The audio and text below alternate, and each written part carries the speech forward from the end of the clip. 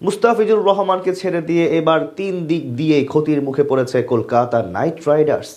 শাহরুখ খানের কপালেও চিন্তার ভাঁজ।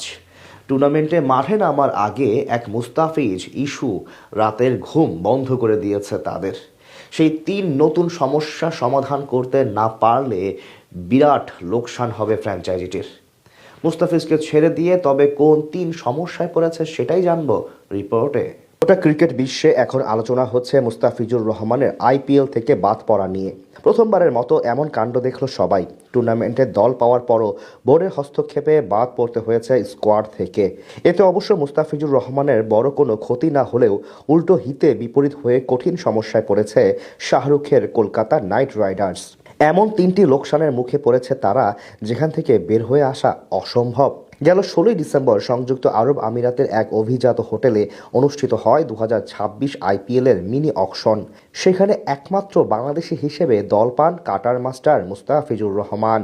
নিলামের টেবিলে তার জন্য Delhi Capitals, Kolkata night Riders এবং চেন্নাই সুপার কিংস লম্বা সময় ধরে লড়াই করে। শেষ পর্যন্ত রেকর্ড 9,20,00,000 রুপি অর্থাৎ বাংলাদেশি মুদ্রায়, যা প্রায় 12.5 কোটি টাকায় কলকাতায় যোগ দেন তিনি। টুর্নামেন্টের ইতিহাসে কোনো টাইগার ক্রিকেটারের এটাই সর্বোচ্চ দামে বিক্রি হওয়ার রেকর্ড। তবে গতকাল বিসিসিআই এর হস্তক্ষেপে এবং টুর্নামেন্ট কর্তৃপক্ষের অপেশাদার সিদ্ধান্তে নাম কাটা যায় টাইগার পেসারের। এতে অবশ্য ফিজের যতটুকু না ক্ষতি হয়েছে তার চেয়ে বেশি বিপাকে পড়েছে কলকাতা নাইট রাইডার্স। তাদের জন্য তিনটি সমস্যার প্রথমটি হলো টিম কম্বিনেশন। বল হাতে দারুণ ফর্মে আছেন মুস্তাফিজুর রহমান। 2026 আইএল টি20 লিগে প্রথমবার খেলতে গিয়েই তাক লাগিয়ে দেন সবাইকে। দুর্দান্ত বোলিং করে 8 ম্যাচে শিকার করেছেন 15টি উইকেট। এমনকি চলমান বিপিএলেও রংপুরের জার্সিতে অসাধারণ সময় পার করছেন তিনি। ঠিক সেই কারণে তাকে ডেথ ওভারের মেইন বোলার হিসেবে মাথায় রেখে একাদশ সাজানোর পরিকল্পনা করেছিল কেকেআর ম্যানেজমেন্ট। ফিজের অভাব পূরণের জন্য এখন এত ভালো মানের পেসারও পাবে না তারা।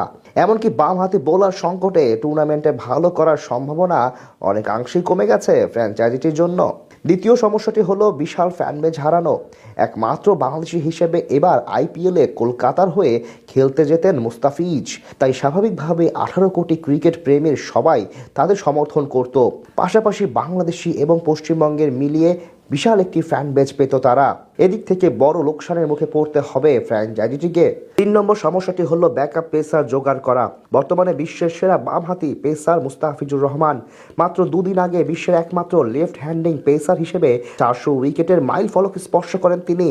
তাছাড়া মুস্তাফিজ যেই পরিমাণ ফর্মে ছিলেন, এমন একজন বোলার এই মুহূর্তে পাওয়া বেশ কঠিন। এদিক থেকে বিরাট ঝুঁকিতে আছে কলকাতা নাইট রাইডার্স। সব মিলিয়ে বলা চলে এই 3 সমস্যায় এখন অনেকটাই কোণঠাসা হয়ে পড়েছে শাহরুখ খানের মালিকানাধীন ফ্র্যাঞ্চাইজিটি।